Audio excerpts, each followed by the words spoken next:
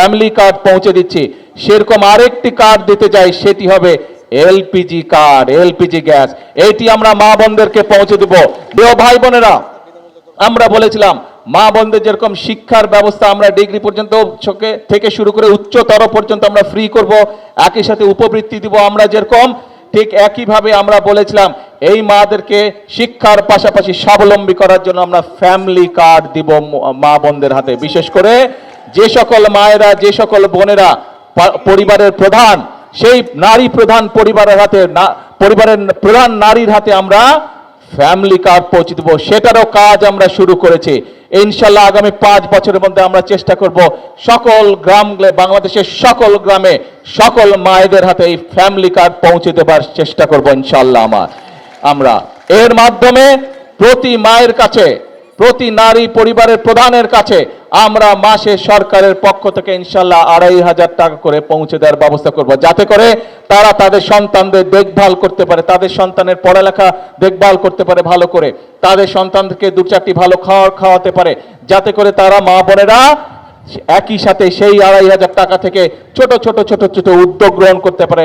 হাঁস পালন, মুরগি পালন, গরু ছাগল পালন, এরকম কাজ করার মাধ্যমে, এরকম ছোট ছোট ব্যবসার মাধ্যমে যাতে মা বোনদের একটা নিজের রুজি রোজগারের ব্যবস্থা, সেটি আমরা করতে চাই।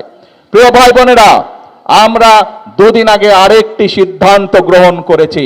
এই মা বোনদের একটি ব্যাপারে খুব কষ্ট হয়, রান্নাবাড়ি ফ্যামিলি কার্ড পৌঁছে দিচ্ছি, সেরকম আরেকটি কার্ড দিতে চাই, সেটি হবে এলপিজি কার্ড, এলপিজি গ্যাস। এটি আমরা মা বোনদেরকে পৌঁছে দেব, যাতে করে মা বোনদেরকে রান্না বান্নার জন্য কষ্ট করতে না হয়। প্রিয় ভাই বোনেরা, আমরা বলেছিলাম যে বিএনপি সরকার গঠন করলে কৃষক ভাইদের জন্য আমরা কৃষি কার্ড দিব। কৃষক ভাইদের আমরা 10,000 টাকা পর্যন্ত কৃষি ঋণ যেটা আছে সেটা আমরা মওকুফের ব্যবস্থা করব।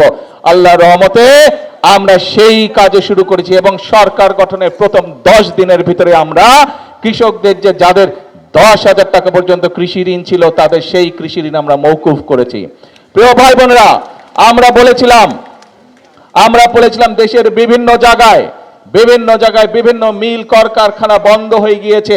এই মিল কলকারখানাগুলো বন্ধ হয়ে যাওয়ার কারণে বহু মানুষ বেকার হয়ে গিয়েছে, বহু যুবক বেকার হয়ে গিয়েছে। আমরা বলেছিলাম এই কলকারখানাগুলো চালুর ব্যবস্থা ইনশাল্লাহ আমরা করব। আমরা সেই কাজেও হাত দিয়েছি। আগামী 2-4 মাসের মধ্যে ইনশাল্লাহ বাংলাদেশে অনেকগুলো বন্ধ হয়ে যাওয়া কলকারখানা আবার চালু করা সম্ভব হয়, যার ফলে অনেক বেকার যুবক নতুন করে কর্মসংস্থানের সুযোগ পাবে।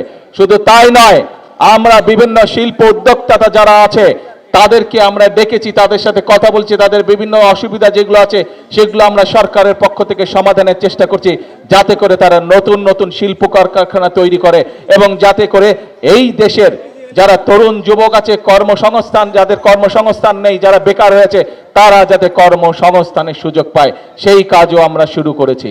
প্রিয় ভাই বোনেরা, আমরা বলেছিলাম যে মসজিদের ইমাম বলেন, খতিব সাহেব বলুন, মুয়াজ্জিম বলুন, বিভিন্ন অন্য ধর্মের যারা ধর্মী রয়েছে তাদেরকে আমরা ব্যবস্থা করব সরকার থেকে তাদের জন্য একটি সম্মানের, সেই ব্যবস্থার কাজও আমরা শুরু করেছি এরই ভিতরে। অর্থাৎ এই যে কটি কাজের কথা আপনাদের সামনে আমি তুলে ধরলাম, প্রিয় ভাই বোনেরা, এই সকল কাজগুলো আমরা করতে চাই এই দেশের মানুষের জন্য। এবং আমরা যে জবান মানুষকে দিয়েছি, যে প্রতিশ্রুতি দিয়েছি, আমরা যতদিন বাংলাদেশের মানুষের সমর্থন থাকবে, যে পর্যন্ত বিএনপি সরকার পরিচালনার দায়িত্বে থাকবে, আমরা আমাদের প্রতিশ্রুতি, জনগণকে দেওয়ার প্রতিশ্রুতি আমরা চেষ্টা করব ইনশাআল্লাহ অক্ষরে অক্ষরে পালন করার জন্য।